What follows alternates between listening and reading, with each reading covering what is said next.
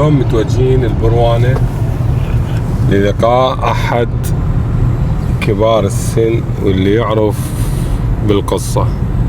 راح نشوف شنو القصة أصلها.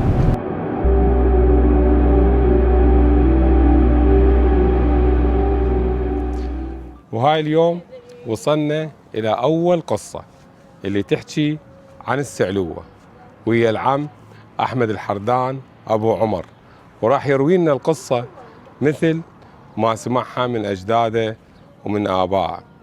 ونبدي وياكم مرحلة البحث عن شنو هي السعلوة.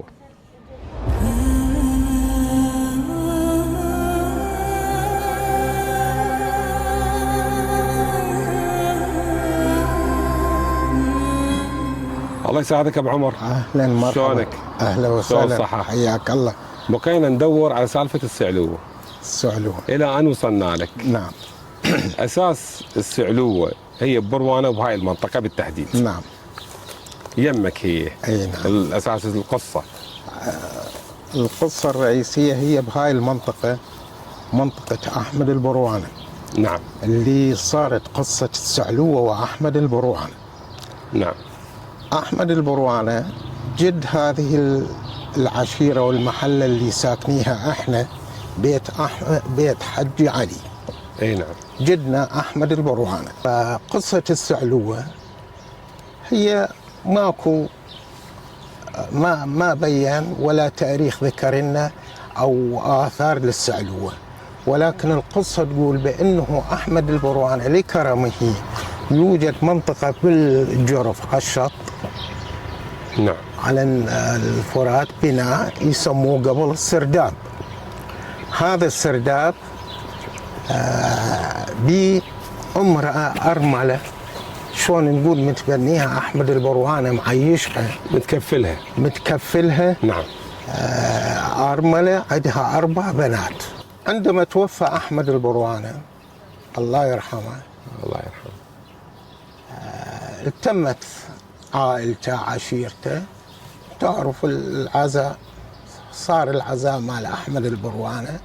فتشواين يعني النسوان يبكون ويعددون، نقول يعددون يعني يشيدون بيه وبكرمه. اي.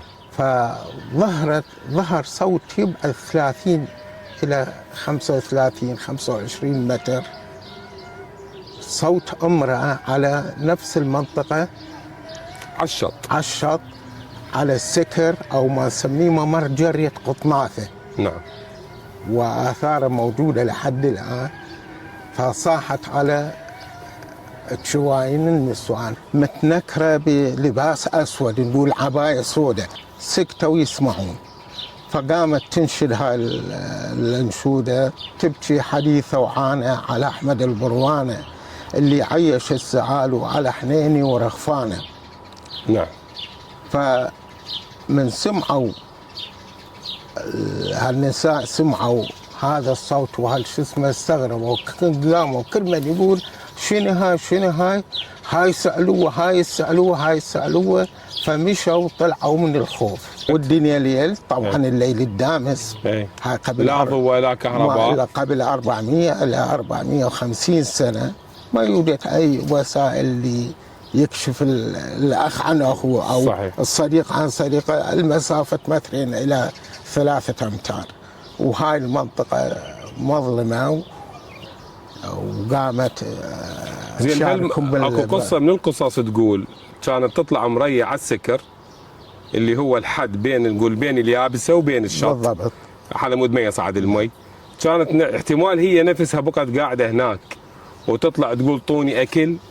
احنا حكينا قبل التصوير، قلت انت كانوا يخوفونه، يقولون السعلوة تجي تاخذ منخل او تريد اكل. هاي ابائنا واجدادنا وامهاتنا خالاتنا يخوفونا، دير بالك. نعم. لا تطلع بالليل، ترى تجي السعلوة جت. زين. احتمال هي نفسها، هي يقصدوها عليها، يعني احتمال هي نفسها وراء وفاة احمد البروانة بدت تاخذ اكل من العالم، تدق البوب او شيء. اكو احتمال اذا هي صحيحه، اكو سعلوه، اكو احتمال. وبقت هي لابسه العبايه السوداء وما مبينه وجهها. ما مبين. وارد هيك شيء يعني. وارد، اكو احتمال. وكحيوان احنا منتهين من الموضوع خرافه. ماكو ما حد شاف حيوان السعلوه. جزاك الله خير. يا اهلا ومرحبا. جزاك الله خير، واحنا سعيدين وتعبناك. لا بالعكس بالعكس، هذا يصيبنا فخر بانه احمد البروانه ابونا وجدنا، والنعم منكم. وهاي محلتنا تشهد، وكل اهالي بروانه وحديثه يعرفون محله بيت حجي علي. اي نعم. كرم احمد البروانه، لانه هو من السؤال الان وصلنا لك. اي نعم، اهلا وسهلا. وهسه احنا حاليا فوق السرداب اللي كانت عايشه به المريه والاربع بنات اللي كان متكفلهم احمد البرواني، اللي اطلقوا عليها اهل بروانه بذاك الوقت السعلوه، اللي طلعت بالبيت الشعر او الهزوجه المعروفه عند اهل حديثه وبروانه، تبكي حديثه وعانه على احمد البروانه اللي معيش السعلوه على حنيني ورغفانه.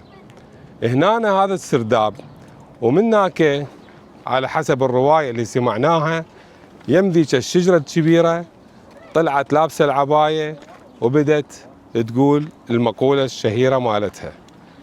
اذن صارت عندنا روايه جاهزه وروايه معقوله للعقل بانه السعلوه ما موجوده، الموجود مريه متكفلها الرجل الكريم احمد البرواني، اللي هاي تعتبر كلها من مضاربه او ملكه إله اللي كان قاعد بيها، وكان يرعى المريه هي والاطفال بهذا السرداب بدون علم اي شخص من اقاربه او من اهل المنطقه.